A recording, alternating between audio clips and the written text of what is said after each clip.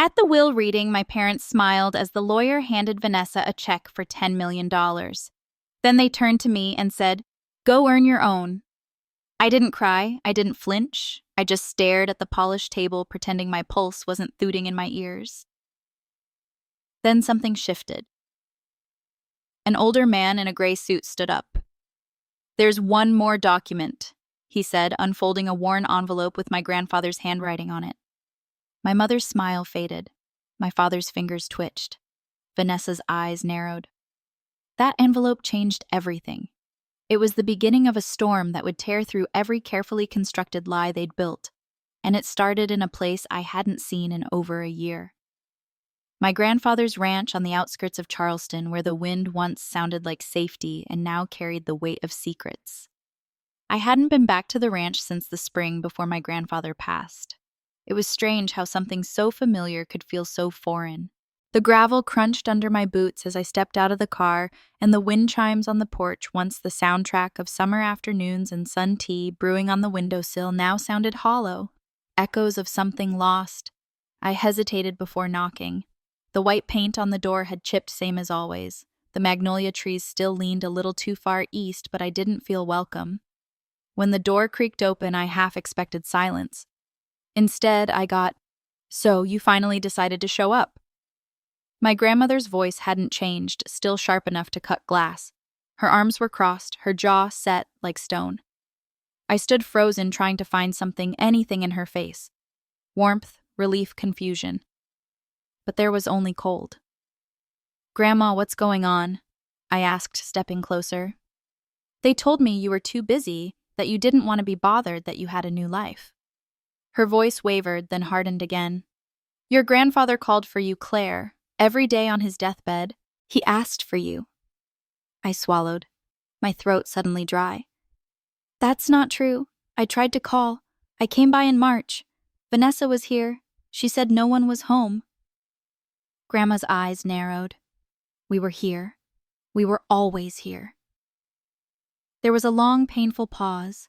Then she turned and disappeared into the house without a word.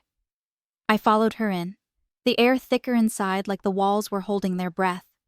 She came back holding a worn leather notepad. "This is the number he kept calling," she said, handing it to me. I recognized his handwriting, instantly blocky and neat with just a hint of slant.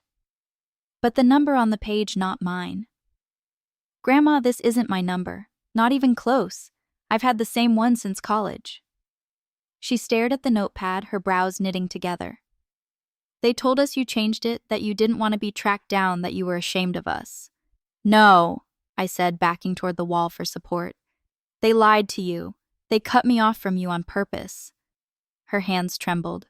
She sank slowly into the worn floral armchair beside the fireplace, like her knees had given up. "They told me the funeral was at noon," I whispered. "I got to the church and it was empty." She looked up, her face pale. "The funeral was at 900, she said softly. "They told everyone you didn't show, that you didn't care." My breath caught. I would never have missed his funeral. Never. For a moment, the room was quiet. Too quiet. And then I felt it like a crack in the dam. My chest tightening, my vision blurring. I sank down next to her, clutching her hand like a child. "I didn't know," I said. "I didn't know he was even sick until it was too late." Her voice softened, her hand brushing mine. "We know the truth now. That's what matters. We know." We sat there for a long time. The silence wasn't awkward. It was heavy, thick with everything unsaid. The old clock on the mantel ticked louder than I remembered. Outside, the wind picked up and brushed dry leaves across the porch like restless memories. Finally, Grandma stood up. Her hands shook slightly, but there was a fire behind her eyes I hadn't seen in years. "I'm calling them," she said. "Calling who?" She didn't answer at first. She went to the old rotary phone on the kitchen wall, the one Grandpa refused to replace, and began dialing. Each click of the dial felt deliberate, loaded like punctuation to a sentence she'd waited too long to write. I watched her fingers, thinned by age but steady with resolve. When the line connected, her voice turned cold and clipped. "Betty, I need you, Jacob and Vanessa. Here now." A muffled protest came through the receiver, but she cut it off. No, it can't wait. Be here in an hour. She hung up without saying goodbye. Then she turned to me. The lawyer's on his way too. I blinked. Grandpa's lawyer. She nodded. Your grandfather. He left some things instructions, but he made it clear they're to be read only with everyone present. So that's exactly what we're going to do. I didn't speak. I didn't need to. I just nodded. For the next hour, I sat at the small kitchen table, tracing my finger along the edge of the wood. That table, the same one where Grandpa used to sip his morning coffee while reading scientific journals I mailed him from college. The place where he first asked about my bee communication study. The place where I once told him I wanted to study plant memory. And he didn't laugh.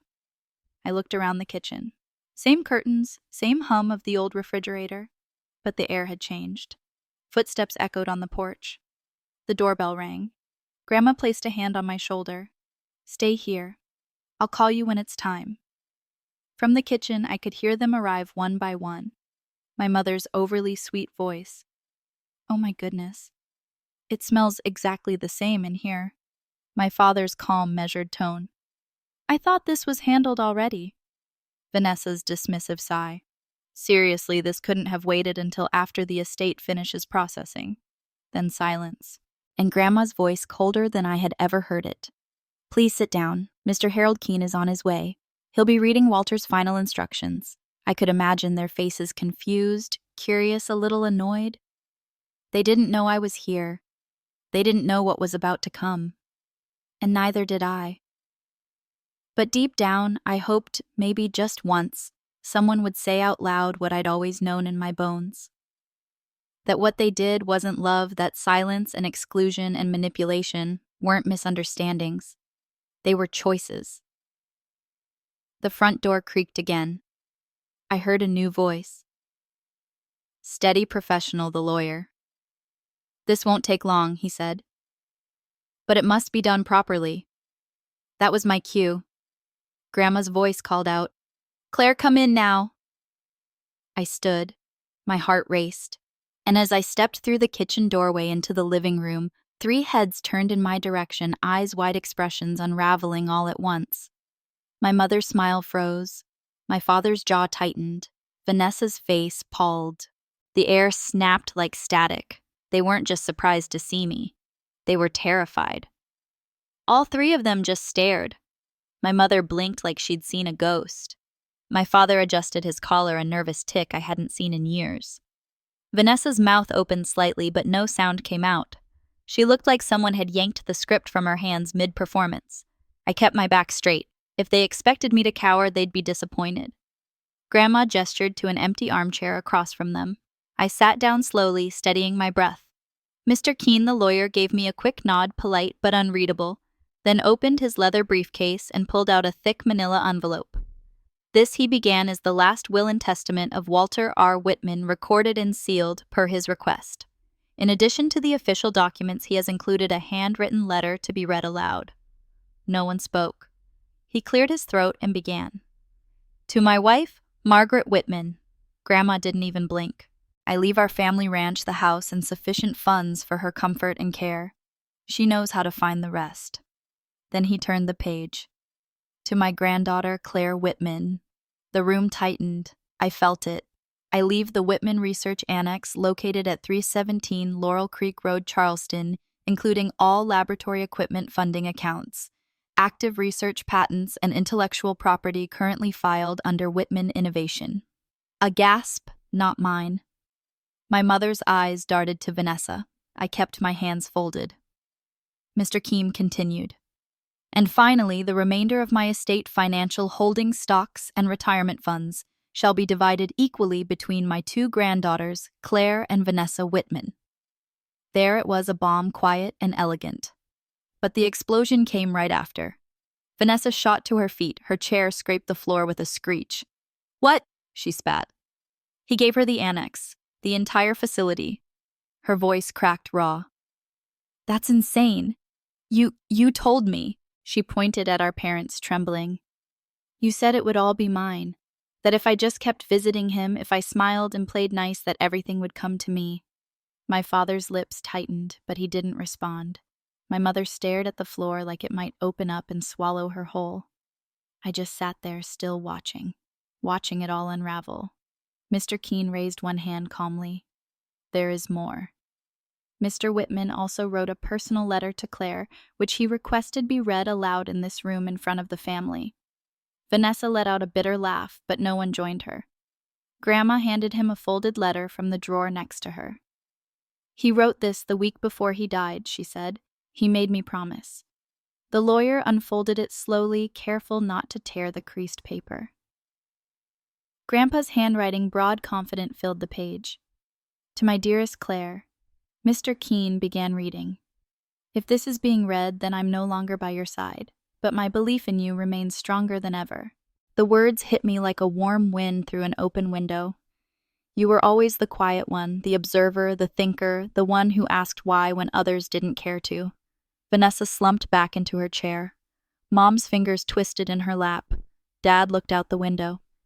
You built your own truth in a family that never learned to honor yours.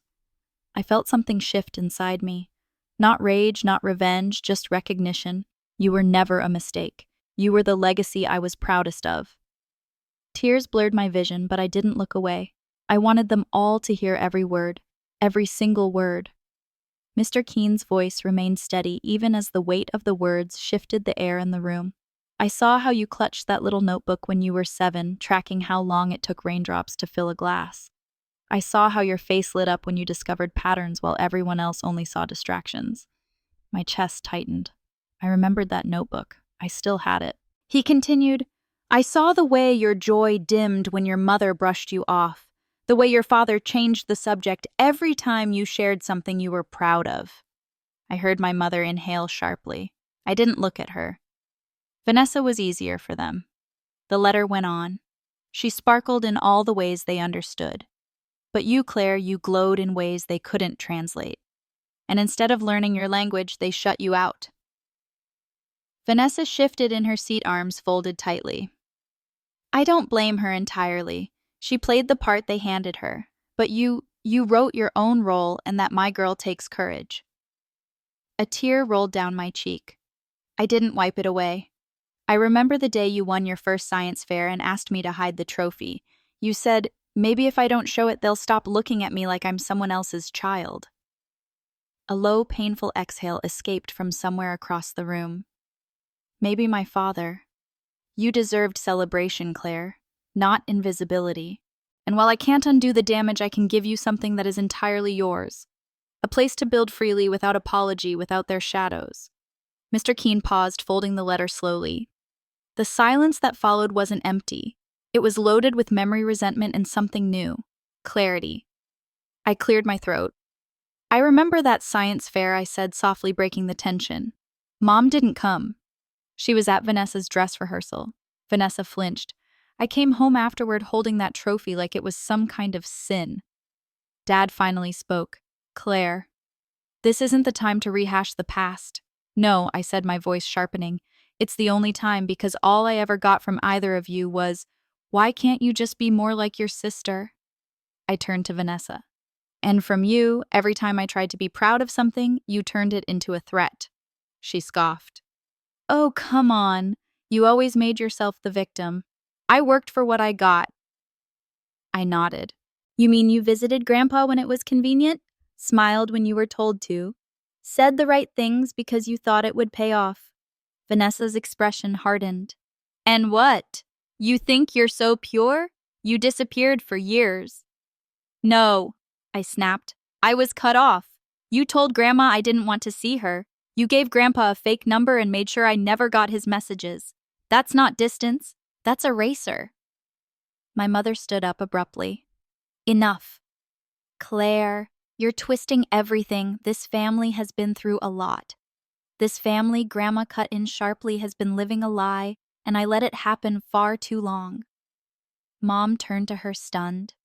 Mother, don't. Grandma said I watched you all turn a blind eye to Claire's pain. I believed you when you said she didn't care. I should have known better. My father shifted uncomfortably in his seat. Look, Claire got her education, her lab camps, her travel. That wasn't free. No, I said it wasn't. But you didn't pay for any of it. Grandpa did. Every single cent, the scholarships he found for me, the flights, the journals. You didn't even know where I went half the time. My voice cracked. You made me feel like a burden. He made me feel seen. Vanessa stood up. This is ridiculous. I was told I'd get everything. I was the one who stayed. I was the good daughter. No, I said calmly. You were the performer, the chosen. I was the hidden one. But Grandpa didn't forget me. And now you don't get to erase me anymore. Vanessa's face twisted. Why should you get anything just because you're a sad little genius with a lab coat? I smiled just slightly. No, I get something because I earned his love honestly. And that's the one thing you never understood. Love isn't a performance. Then Grandma stood. She walked to the center of the room, slow but unshaken. I regret that Walter left you anything, she said, looking directly at Vanessa. You may have played the role, but it was never love. It was a transaction, and I'm ashamed I didn't see it sooner. She turned to all of them. Leave. You're not welcome here. My mother gasped. Emply. Out, Grandma said again. Now. They didn't move at first. Then Vanessa grabbed her bag and stormed out, heels hitting the wood like gunshots.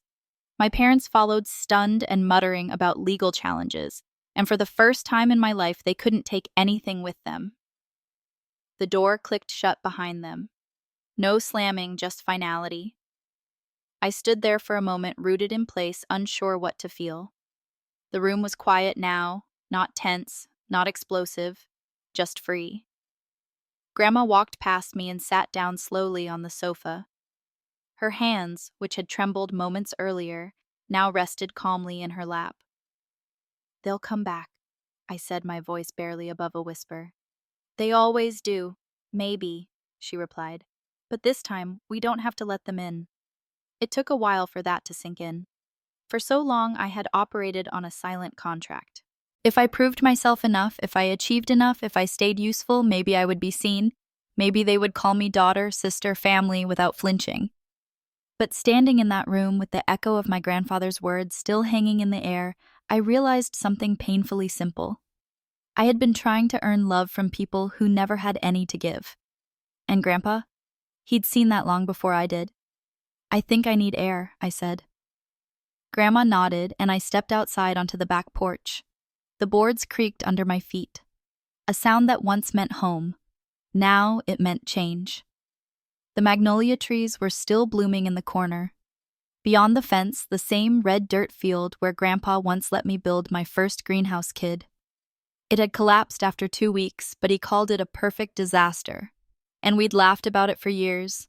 I thought of that girl, 10 years old, knees dirty, eyes bright, and I wondered how long she had been buried under expectations not her own. When I came back inside, Grandma had placed a kettle on the stove. She moved slowly now, but her actions were deliberate. You know, she said, Walter started planning that research annex 5 years ago, before he even got sick.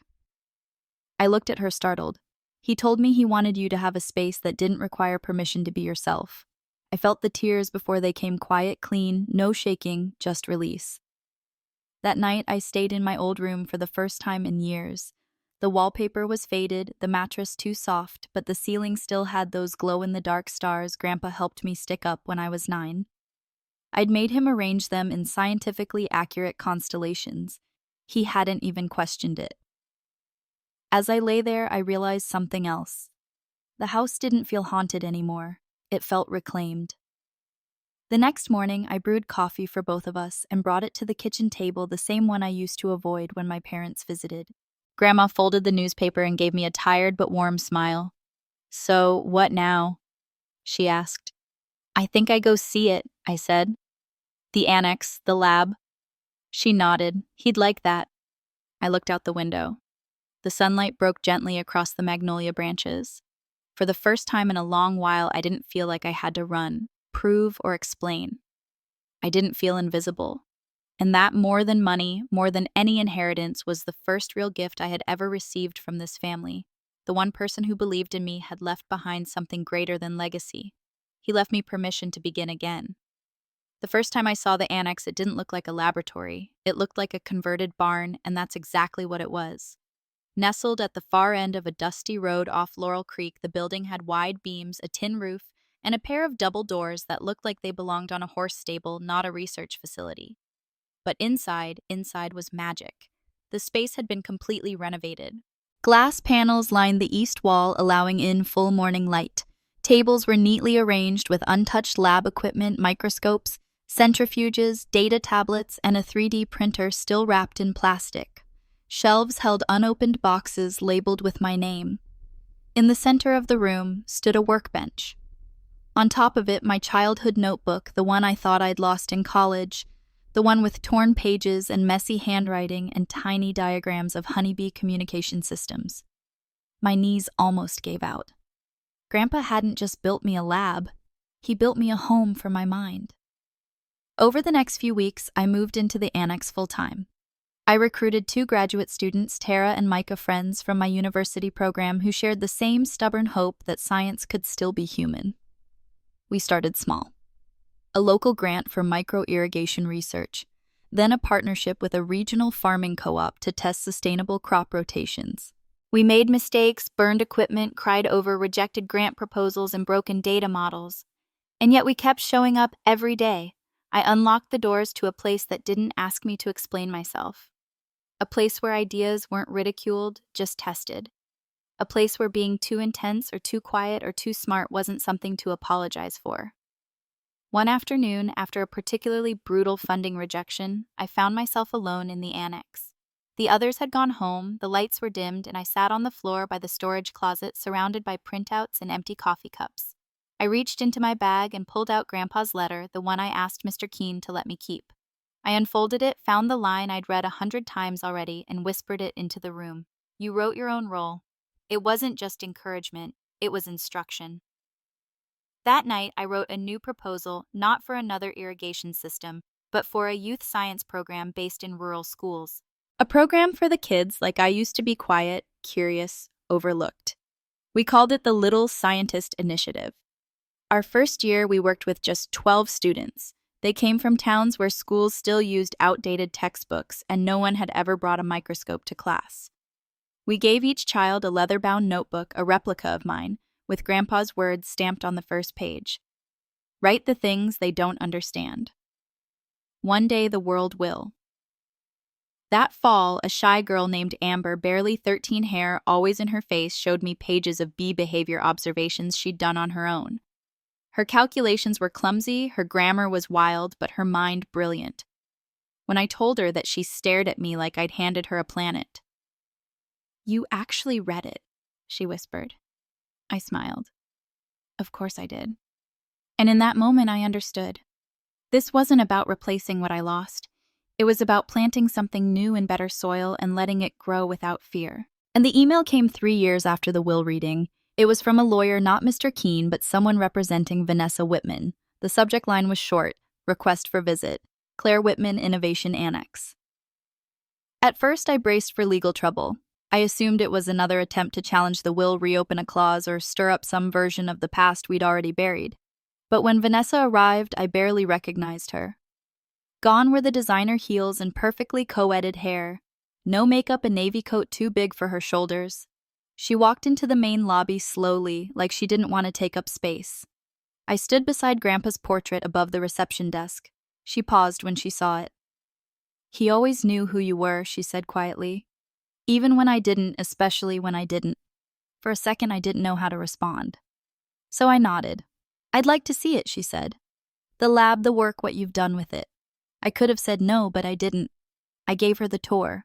She walked beside me through the greenhouse complexes, the crop development rooms, the student display wall with photos from our Little Scientist Initiative. She didn't talk much, just asked simple, honest questions. How do you fund all this? What's this device for? Do the kids get to publish their results? When we reached the community garden, a space where local families grow food using our methods, she stopped walking.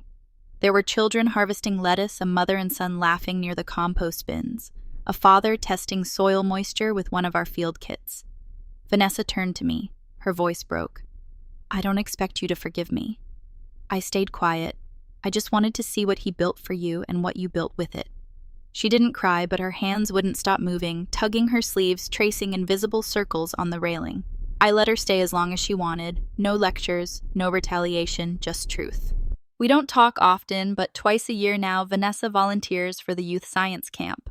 She helps students with presentation skills, how to explain complicated data in plain English, how to stand with confidence. The kids love her. Some even call her Coach V. At the end of her first summer volunteering, she handed me a folder.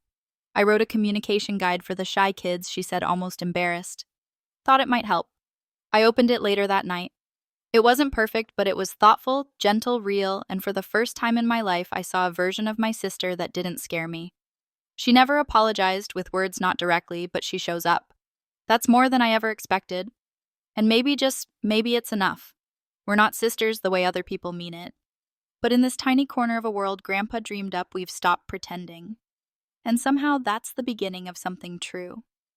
It's been 6 years since the will reading. 6 years since the front door slammed behind my parents and Vanessa, their footsteps echoing down the porch like the end of a performance no one clapped for. I haven't spoken to my parents since. Sometimes their names appear in emails I don't open, in charity press releases or financial articles from Florida where they retired early. I don't hate them, but I don't miss them either. What I do think about is the work. The annex has grown into something beyond my imagination. What started as one converted barn is now a full research campus, 4 labs, 3 greenhouses, and over 60 acres of trial fields. We've developed drought-resistant seed varieties that now feed thousands in parts of the South where traditional crops fail. We've partnered with universities from Kenya to Brazil to share findings in regenerative agriculture. And just last month, I stood on a stage in San Francisco accepting a national grant for climate innovation. The lights were bright, but I didn't flinch. I wore a navy blue suit and Grandpa's pocket watch tucked inside the breast pocket, the one Grandma gave me last year, with his initials barely faded. Inside the lid, a tiny photo of me, a 10, standing proudly next to my honeybee communication display, grinning from ear to ear. He carried it with him every day, Grandma had said. Now it sits on my desk at the annex, right where morning light hits it and casts small circles of brightness over my research notes. Some days I talk to him, not with words, just in the quiet. When an experiment fails, when a kid from the program wins a scholarship, when I remember how close I came to believing I didn't matter. He never let me disappear. Not really. And now I understand why. Legacy isn't a monument, it's a map. One built from choices and kindness and tiny anchors left behind for someone to follow when the world tries to erase them. These days, Grandma lives in a small apartment connected to my house in town. She's slower now, more forgetful, but still sharper than anyone else I know when it counts. We drink coffee every morning in the sunroom. She tells me stories about Grandpa I've never heard. How he once planted a tree just to propose. How he believed soil could remember kindness. How he always knew I would come back. And maybe he was right. Maybe I had to leave to understand what coming back would mean. Some evenings I walk to the far end of the annex fields, past the solar irrigation test beds and the kids' garden plots, to the old wooden bench Grandpa built by hand. From there I can see the stars. Real ones, not the glow-in-the-dark kind I stuck on my bedroom ceiling. But they still make me think of that girl I once was. The one who kept asking why, even when no one cared to answer. The one who refused to be quiet. The one he believed in. And on nights like that, when the wind moves just right through the trees, I swear I can hear his voice in the leaves. Write the things they don't understand. One day the world will. And now finally it does.